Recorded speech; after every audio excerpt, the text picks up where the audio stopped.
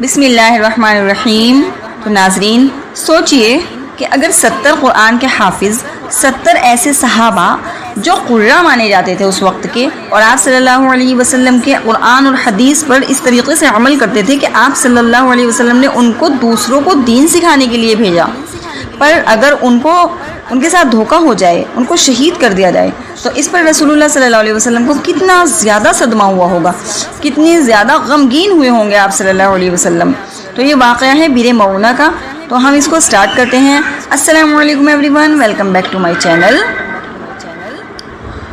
آج کی اس ویڈیو میں ہم بیر معونہ کے واقعے کی بات کرنے والے ہیں۔ ابو برا عامر ابن مالک جو تھا، تو وہ آئے اور آپ صلی اللہ علیہ وسلم کے پاس نجد کے لوگوں کی طرف کچھ صحابہ کو دین سکھانے کے لیے بھیجنے کی درخواست کرنے لگے۔ تو رسول اللہ صلی اللہ علیہ وسلم نے فرمایا کہ مجھے وہاں کے لوگوں پر اعتماد نہیں ہے۔ تو انہوں نے آپ صلی اللہ علیہ وسلم کو بہت زیادہ اچھی طریقے سے آپ صلی اللہ علیہ وسلم سے وعدہ کیا اور اپنے اعتماد میں لے لیا، ٹھیک ہے۔ تو آپ صلی اللہ علیہ وسلم نے فرمایا کہ 70 صحابہ کو بلایا جائے اور ان کو وہاں کی طرف روانہ کیا جائے تاکہ وہ سب کو دین سکھا سکیں، اللہ کا پیغام سب تک پہنچا سکیں۔ صحابہ جو تھے وہ قرآن کے حافظ، عبادت گزار اور دین کے خادم تھے اور اپنے ایمان کے پکے تھے۔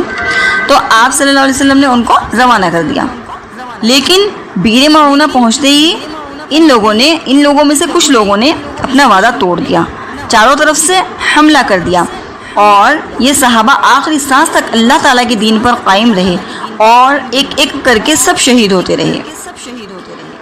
جب یہ دردناک خبر مدینہ پہنچی تو رسول اللہ صلی اللہ علیہ وسلم کو اتنا غم ہوا کہ روایتوں کے مطابق آپ صلی اللہ علیہ وسلم نے کئی دن تک فجر کی نماز میں ان ظالم قبائل کے لیے ان کے خلاف دعا کی اور فجر کی نماز میں قنوت نازلہ پڑھی ہے 1 مہینے تک۔ بیر معونہ ہمیں سکھاتا ہے کہ اللہ کے راستے میں دی گئی قربانی کبھی ضائع نہیں جاتی، اور دھوکہ دینے والوں کا انجام بہت زیادہ برا ہوتا ہے اور تاریخ اس کو ہمیشہ یاد رکھتی ہے اور ہمیشہ ان کا نام رسوائی میں لیا جاتا ہے۔